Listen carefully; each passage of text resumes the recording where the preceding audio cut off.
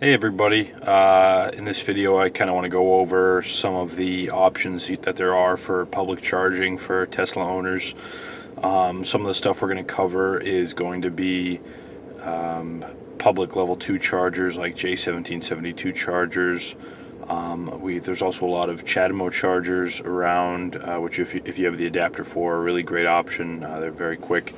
Then of course there's things like supercharging, which we'll go over as well. And then there's actually, on top of the public stations, the J1772 stations like ChargePoint or Energy EVgo, there's also like just places that have public high power wall connectors, which is great. Those are definitely a lot better than I think they're like 6 kilowatt public J1772 chargers. The high power wall connectors are great, and actually that's the first thing we're going to review. So I'm going to shut this thing down and get set up to show you how to use the high power wall connector. So the high power wall connector is actually very simple to use. All you got to do is open up your charge port, grab it off the pedestal, plug it in, and voila. Now I really like the high power wall connector. They've got some pretty cool, it just looks cool. I wish the universal mobile connector had that, where it's like that streaming green LED. Unfortunately, there's only like 5 LEDs in the universal mobile connector, so it doesn't look as kind of sleek. But this is a pretty great option to charge. So let's take a look at what we have for a charge rate.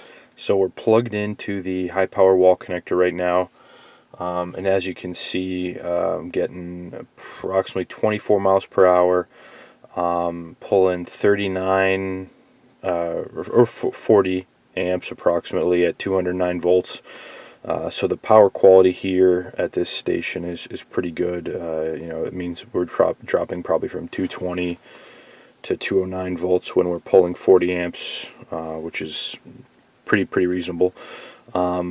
So if we look at, actually, I want to see what this actually says for power output. So if we actually look at it, this station is generating 8 kilowatts. Pretty good. Nothing to complain about here. In fact, actually, and it kind of depends. If we actually had the dual charger option in this car, which I'm waiting for to get installed in a couple weeks.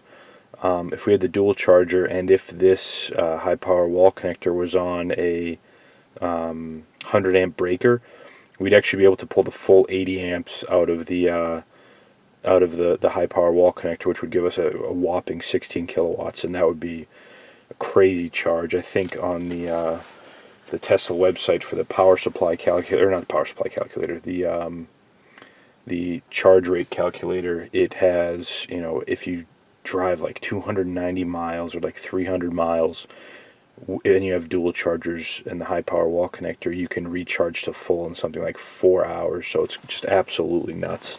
So let me go back to miles. So if you had a dual charger option, which they don't have anymore on the configurator, but it's available through the service center. So if you were to have a dual charger option, you'd actually be pulling in 50 miles an hour of charge right now, which would be pretty freaking awesome.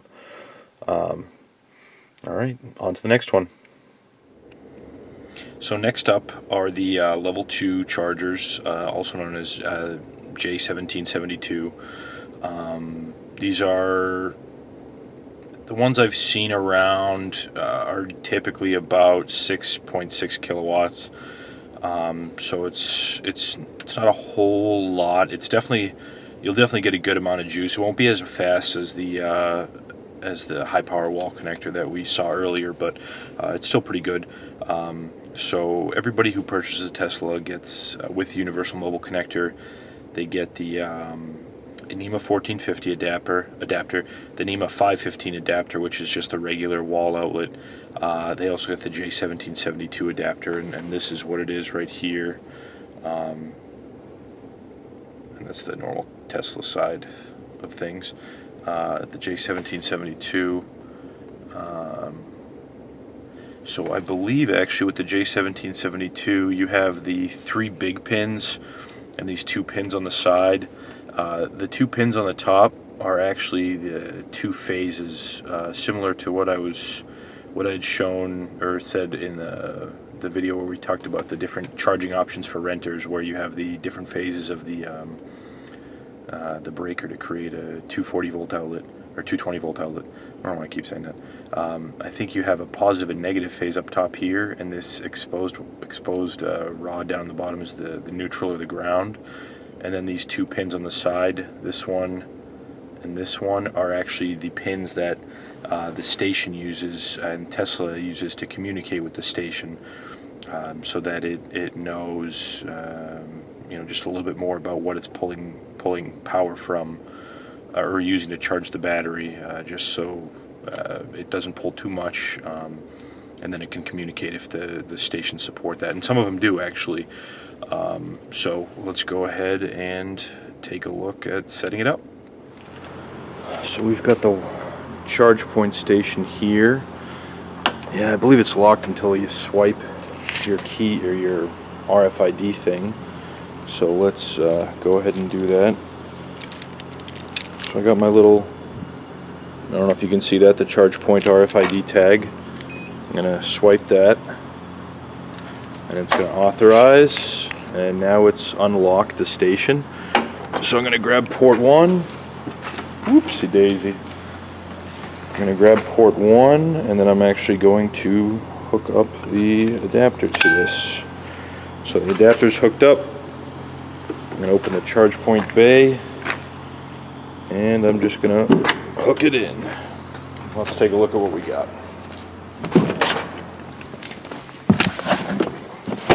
So I'm going to turn off the climate just to get a good sample. This dome light is killing me.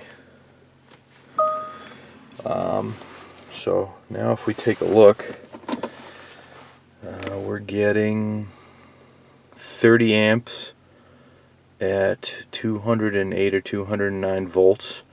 Approximately 17 miles per hour, so that's pretty good. It's pretty good if you're stopping, or if you have one of these at your office or wherever you work, or where you live, and you plug in overnight or during the day for a few hours, you're gonna get a pretty good amount of charge. So actually, let's see what this is in terms of actual kilowatt output. Yeah, so this is giving us 6 kilowatts, I believe. On the charge point station itself, it actually says it puts out 6.6 kilowatts, so Tesla doesn't give us anything past the decimal point. So this is a 6.6 kilowatt station. It's pretty good. Like I said, if you had this at your home, outside an apartment complex or at your work, this would be a great option. You could fill up to completely full during the day, and that would be a pretty sweet option. So yeah, so I guess it is on to the. Oh, actually, I want to show you. It's kind of a pain in the butt with the J1772 adapter. I haven't yet figured out a way to unlock it from the car without actually coming up to the dash, hitting stop charging, and waiting for the charge to stop, and then you have to hit the unlock.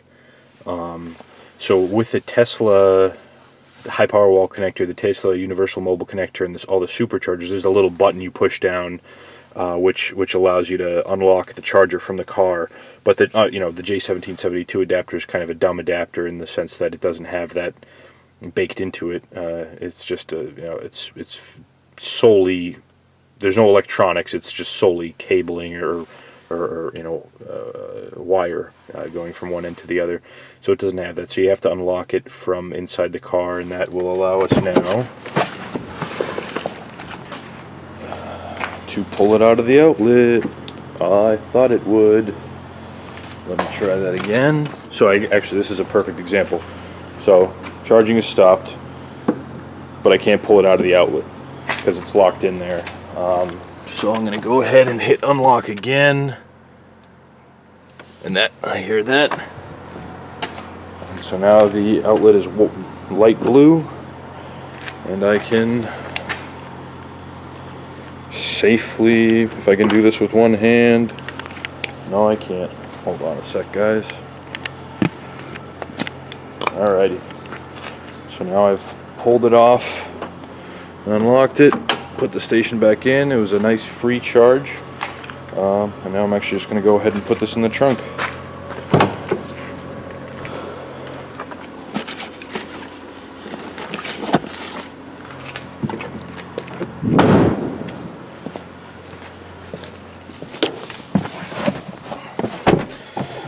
So that's it for J1772. So let's move on to the next one. So this stop is to tell you guys about the CHAdeMO adapter, the CHAdeMO charger. This big hunking connector. CHAdeMO is a standard used in Japan, or it started in Japan. I believe there's kind of a loose translation for it, and it has to do with, you know, getting a cup of tea. So like you can charge your car in the amount of time it takes to drink a cup of tea, something to that extent, which is true. The DC fast chargers, it's fantastic. The station I'm at right now is a 50 kilowatt. There's one 50 kilowatt station and a 36 kilowatt station right next to it. So let's go ahead and take a look. So now we're at the CHAdeMO station. I'm gonna give this sucker a try. You gotta take this gigantic cable. This thing, I mean, I can't tell you how freaking enormous this thing is. You gotta hook it up.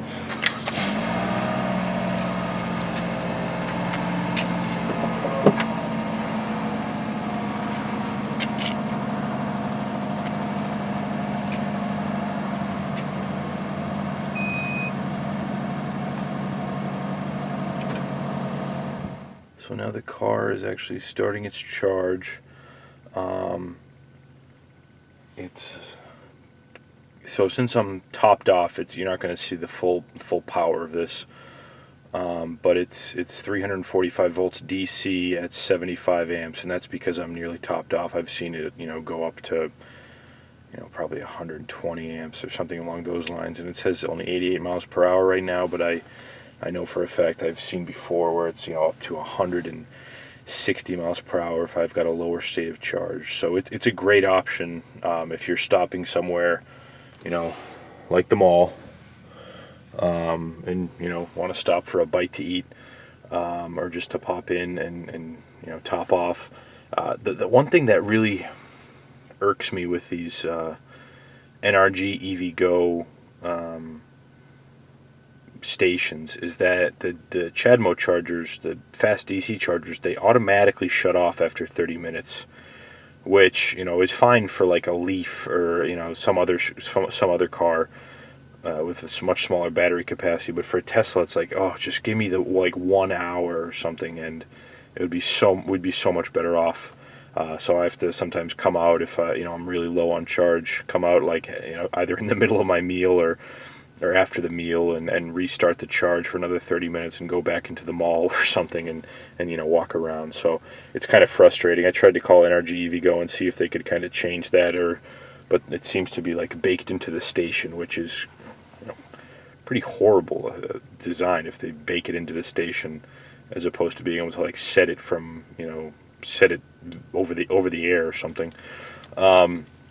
But anyways, CHAdeMO, so I mean, that's just gripe with NRG EVgo. That's not all CHAdeMO stations. So CHAdeMO is an excellent option, and it's very quick. If you don't have superchargers near you, like this station is much closer to my home than the supercharger in Dedham, Massachusetts to me. So I stop here and, you know, get a bite to eat or something like that, or walk around the mall. So it's a great option. The adapter, I think, is totally worth it. If you're ever in a pinch and you need a quick charge, the adapter is absolutely worth it. So I guess with that, on to the next one. Oh, and actually, you know, before I do that, I'm just kind of curious what kind of power outage we're getting, or power output we're getting here. So this right now says 25 kilowatts. Like I said, I mean, I've seen it, I think I've seen it up close. I've definitely seen it at 40 kilowatts. I've maybe even have seen it higher. So it's, you know, it's a great standard, and the standard itself actually goes way higher than 50 kilowatts even. I'll have to look that up, but I think I think the CHAdeMO standard itself, because it's a pretty open standard, goes up to like 120 kilowatts, but nothing is, no stations aside from the Tesla Superchargers are even close to giving us that kind of output. So I'll have to check on that one and maybe put something in the description or annotations about it. But yeah, I guess we're on to the next charging, or I believe the final charging. We're going to move on to the pinnacle, the zenith of Tesla car charging, and that is the Supercharger. Hey everybody, so now we are at the final public charging option. I think I've covered all the other ones. If not, leave me a comment and I'll have to check that out. We are at the final charging spot. It is the pinnacle, the zenith, the most elegant of all solutions. If you can't tell, I'm a complete Tesla honk. It is the Tesla Supercharger. And I'm actually going to have an accompanying video explaining exactly what the Supercharger is, because it's actually extremely fascinating how it works. So I guess let us go ahead and go through the rigorous task of plugging it in, and we'll see, well, I shouldn't have done that. We'll see how difficult it is and how slow it is at charging, I'm sure. So let's go ahead and take a look. We simply hit this, grab this. Ooh, this is actually kind of tough because it's pretty far forward. So I'll just do that. Plug it in, bada bing. And let's take a look. So the Tesla Supercharger is just like the CHAdeMO in that it's a DC charger. So it's actually bypassing the rectifiers, the charger in your car that turns AC into DC. It's bypassing that and directly charging the battery. So, and I don't think I mentioned this in the CHAdeMO one, but the reason Tesla took so long to release a CHAdeMO adapter was because they wanted to make sure they made an adapter that was kind of foolproof in the kind of protocol, the handshaking it did to make sure that it wasn't going to damage the battery. Because if you're bypassing the rectifiers and going right into the battery, you that's why Tesla is kind of, they wanted to be able to really finely control how the DC supercharging worked, or DC charging worked, because they didn't want any chance at all of damaging the battery. So right now, if we take a look, we're charging at 120 miles an hour. It's 117 amps at 339 volts. 339 is actually pretty. So you can, when you're using a DC charger, you can actually figure out what the pack voltage is for the entire pack. So right now we're at about, here, let me take a look. We're at approximately 75% of the battery. We're at 340 volts, and I believe by the time this thing were to be fully charged, we would top up at 354 volts, which means that the pack voltage for the entire 70 kilowatt hour battery pack is 350-ish, 354 volts. Great thing about the superchargers are that they're free for life, free for any Tesla owners. And at some point, Elon Musk was saying that all the Tesla superchargers would be, powered by sunlight, which would be, awesome. The idea of being able to drive a car just on sunlight would be, that's just that tickles me in the right spot, and it's pretty sweet. So if we take a look here, we're charging at 38 kilowatts, which is definitely a better clip than the CHAdeMO was charging at earlier. But we also have a lower state of voltage, so it's not, they're still pretty comparable, but the Supercharger definitely, I think Superchargers actually right now, there are some the original Superchargers were 90 kilowatts, and then they started upgrading some of them to 120 kilowatts, whereas the CHAdeMO station I was using earlier was 50 kilowatts, but at the same time I was at a pretty full state of charge, so I wasn't going to be able to output that 50 kilowatts into the battery. So that kind of covers the various options for charging.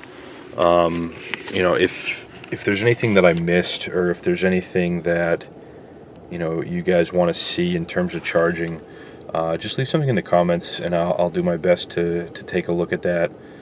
And like I said, I'm going to have an accompanying video kind of explaining what a supercharger is and how it works, so that you guys can get a better understanding of it.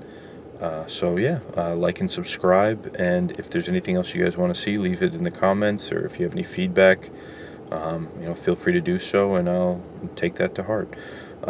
So have a good one. Bye-bye.